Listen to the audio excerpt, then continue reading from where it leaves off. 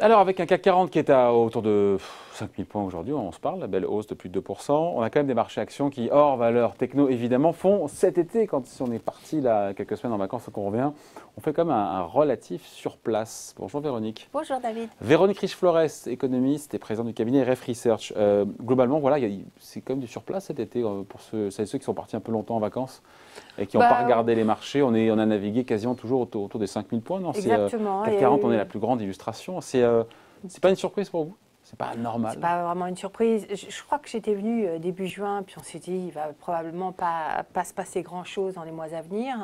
En l'occurrence, début juin, effectivement, il y a eu un excès d'optimisme, et puis c'est retombé. Et ce qui est assez intéressant, c'est qu'on voit qu'effectivement, techniquement, on sent bien les manœuvres derrière pour faire monter ces indices, passer les résistances à la hausse, et puis ça cale constamment.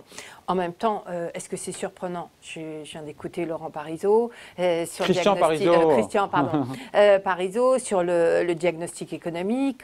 On voit bien qu'effectivement, les choses ne sont pas au pire. On a eu bien plus peur au deuxième trimestre. La reprise est plus ou moins là. Maintenant, vous comme moi sommes partis en vacances. On a vu à quel point les comportements sont différents de la normale, à quel point des pans entiers de l'activité restent éteints. Ou à peine visibles, à peine en survie, sans parler des pans qui effectivement sont eux complètement encore laminés. Donc tourisme, restauration. Exactement, les tertiaires. Beaucoup des activités tertiaires. Ce qui est intéressant quand on regarde également les enquêtes auprès des ménages en Europe, finalement vous voyez que là, vous interrogez les ménages sur leur situation financière, elle est bonne. Les indicateurs sont bons. Vous les interrogez sur leur perspective à 12 mois sur cette même situation financière, c'est très mauvais. Sur l'emploi, c'est très mauvais. Donc il y a des craintes légitimes qu'on partage les uns et les autres, d'ailleurs, parce qu'on est quand même dans un brouillard assez épais. Il y a cette épidémie qui, certes, est beaucoup moins mortelle, quand même, et inquiète beaucoup moins sur le plan sanitaire, mais qui néanmoins continue à paralyser nos systèmes économiques, notre façon de fonctionner. Il y a également, et ça c'est peut-être pas forcément inquiétant, mais ce qui sème le plus de troubles, c'est qu'on sent que les comportements changent. Et sans savoir s'il s'agit de changements ponctuels, temporaires, liés à cette situation tout à fait exceptionnelle que nous traversons, ou si on est en train d'ancrer de nouveaux comportements durables. Je pense au comportement des ménages, par exemple. Est-ce que effectivement, on voit que la consommation de services, finalement, la consommation des ménages tient grâce aux achats de biens. Du côté des services, c'est forcément beaucoup plus bas, et c'est là que ça va faire mal sur le plan économique, bien évidemment. Est-ce qu'il y a quelque chose là, forcément? La consommation de services va s'améliorer une fois que l'épidémie débarrassera le terrain. Mais jusqu'où? Et une question, c'est, bon, finalement, on est probablement sur une perte de 5% à peu près du produit intérieur brut mondial. Mais pour l'instant, on est en lévitation. On sent bien que les mesures des banques centrales, des gouvernements permettent finalement, curieusement, de vivre comme si de rien n'était, comme s'il n'y avait pas cette crise. On a presque du mal d'ailleurs à la sentir au jour le jour, cette crise. Et c'est... Combien de temps ça dure? À partir de quand ça devient un problème? Ou est-ce qu'on arrive à récupérer et à retrouver un fonctionnement plus ou moins normal avec toutes les questions autour de 1.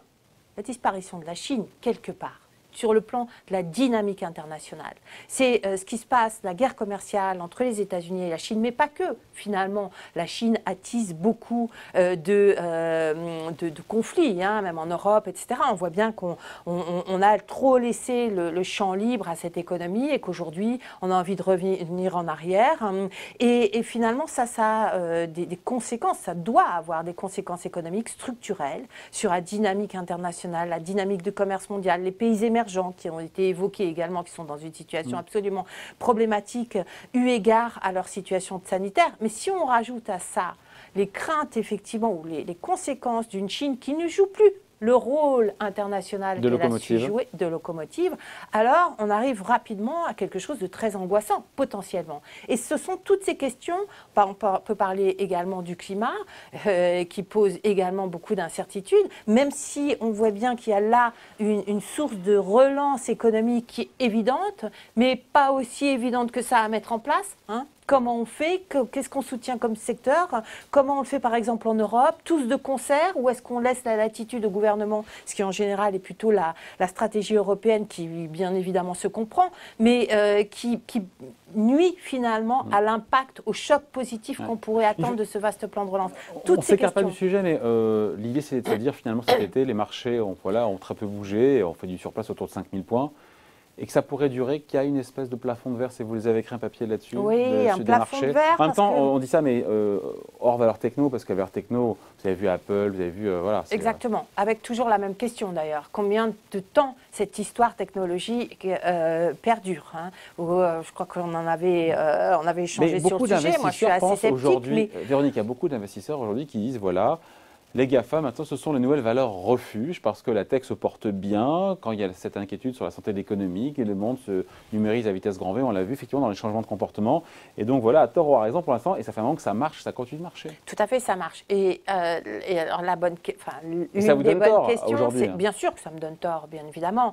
La question, c'est est-ce qu'il y a une limite à cette mécanique-là? Je pense qu'il y a une limite. Cette limite, c'est est-ce qu'on doit se projeter toujours demain dans un monde global où effectivement la moindre innovation technologique a une chance d'irradier le monde, hein, et le monde des consommateurs, donc de produire des résultats toujours très très impressionnants, notamment par rapport aux autres secteurs, ou est-ce que ce qui se trame aujourd'hui entre la Chine et les États-Unis, enfin la Chine et le reste du monde, et puis plus généralement ce repli sur soi, etc., va finir par poser la question du succès des nouvelles technologies et de leur capacité à irradier le monde. Et alors, je parle des nouvelles technologies, en réalité, aujourd'hui, on est dans un modèle où chaque invention, quelque part, a ce succès parce qu'elle est perçue comme pouvant précisément bénéficier d'un marché mondial. Ouais. Est-ce que ça, c'est un postulat durable? Personnellement, je ne le crois pas, comme je comprends que les choses évoluent. Parce qu'effectivement, je pense qu'on va vers un monde qui se referme, qui va devenir de plus en plus conflictuel, difficile, compliqué,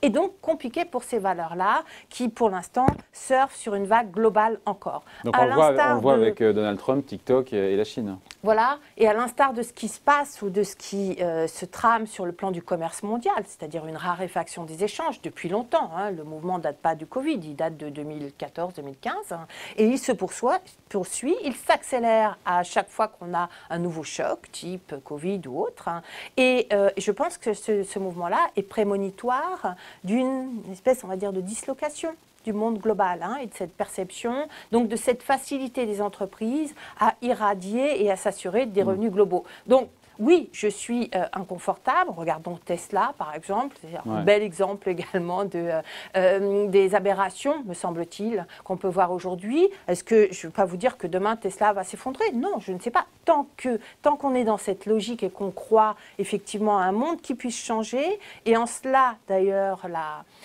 l'histoire climatique et les changements structurels de consommation aident finalement. On sent bien que dans cet environnement d'hyperliquidité où on a l'assurance de la garantie des banques centrales, finalement tout facteur de croissance est surexploité au point de créer, à mon avis, des valorisations qui vont poser problème.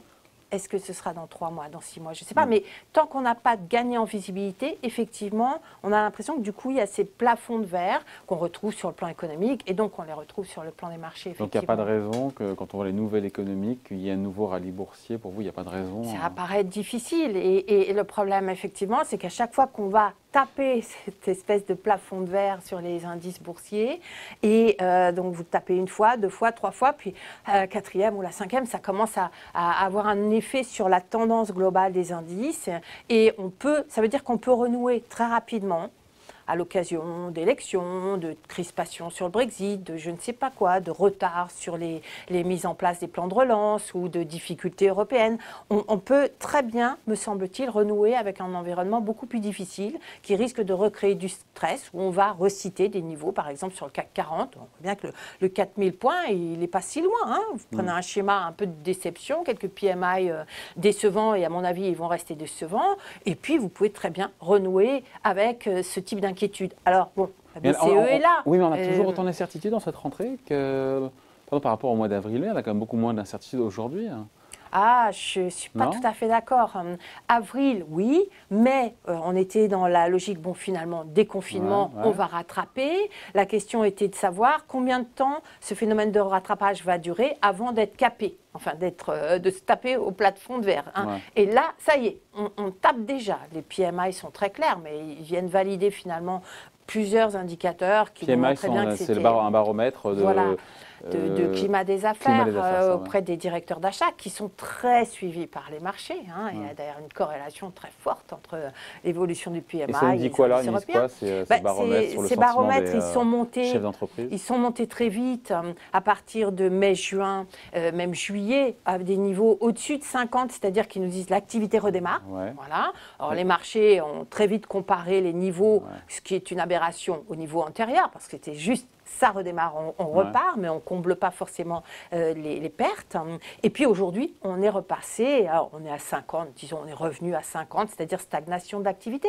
Et alors, il y a des distorsions sectorielles très importantes, un petit peu de distorsion par pays. On voit que les pays qui ont déconfiné plus tard, le Royaume-Uni, sont encore dans la mouvance porteuse, donc ont des PMI, ces fameux indices, qui encore caracolent. Bon, probablement que le mois prochain sera plus difficile, comme on le voit d'ailleurs avec les ventes de détail ou un certain nombre d'autres indicateurs d'ores et déjà. Donc voilà, ce qu'on voit, c'est que finalement cet effet de rattrapage a été très court. Hein, et qu'on bute déjà sur quelque chose qu'est-ce qu'il faudrait normalement? Il faudrait que l'activité soit beaucoup plus forte qu'avant la crise pour combler les pertes des 4 premiers mois, on va dire 4 ou 5 premiers mois de l'année.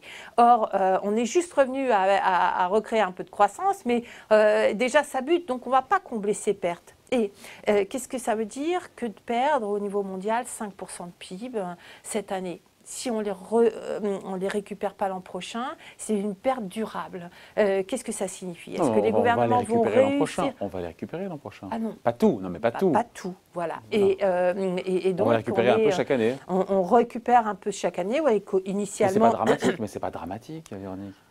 Rappelez-vous 2008, hein, on a mis vous voyez, les conséquences d'une récupération très graduelle, avec des erreurs de politique budgétaire aussi. Avec des erreurs de politique budgétaire, mais combien de temps on va tenir là le rythme de la politique budgétaire? C'est très difficile à dire, on ne sait pas. Hein. On voit bien qu'a priori les esprits ont changé et la lecture de la politique économique a changé, mais voilà, ça veut dire qu'on peut avoir, prenons le cas de l'Espagne. L'Espagne dans une situation extrêmement compliquée. Hein. Finalement, c'est un des pays qui a le plus souffert de la crise, d'une baisse de son produit intérieur brut au deuxième trimestre. Hein. C'est un pays qui ne récupère pas parce qu'éminemment lié aux recettes touristiques. Un pays dans lequel les niveaux d'endettement des ménages sont encore très élevés, où les problématiques de surendettement immobilier notamment sont toujours très présentes. Elles sont laissées de côté quand la croissance est là et qu'on peut envisager qu'effectivement tout ceci ne soit pas dramatique. À partir du moment où l'économie ne se remet pas, ça redevient un sujet qui peut-être et possiblement, dans un contexte politique un peu incertain, redevenir une source de tension. Bon, on n'en est pas là, on n'en est pas là. Mais on n'en est pas là, mais on a tous ces éléments-là qui, effectivement, empêchent de dégager le terrain et de dégager la visibilité. Donc, rien ne justifie qu'en cette rentrée, les marchés reprennent leur marche haussière après ce relatif surplace de l'été. On finit là-dessus. Oui, alors après, on voit bien la spéculation autour des vaccins. Si vous avez un vaccin, alors j'espère que ce sera pas sur Poutine, on fait plus 2% aujourd'hui sur le CAC 40. Hein. Oui, vous ferez moins 2 demain. Enfin, on est vraiment dans cette logique-là. Hein, où on va retaper sans doute, tenter de passer ces moyennes techniques, ces moyennes... Donc quand on aura un vaccin ou un traitement... Alors, peut-être que quand on aura un vaccin, effectivement, sous réserve que ce vaccin arrive à... efficace. à être efficace, à convaincre les consommateurs que c'est la bonne solution et à éradiquer cette maladie. On voit bien que bon, les dernières annonces sur la matière n'ont pas forcément été tout à fait convaincantes. Je pense notamment à l'annonce russe qui a suscité peut-être plus de scepticisme qu'autre chose. Donc voilà, il n'y a pas que le vaccin, il y a effectivement, je pense, également des changements structurels dans nos économies qu'il ne faut pas ignorer et sur lesquels il va falloir qu'on ait un peu plus de visibilité quant à leur impact. Bon, voilà, on en reparlera. Merci en tout cas d'avoir été avec nous. Véronique Riche-Flores, économiste et présidente du cabinet RF Research. Merci beaucoup. Merci David.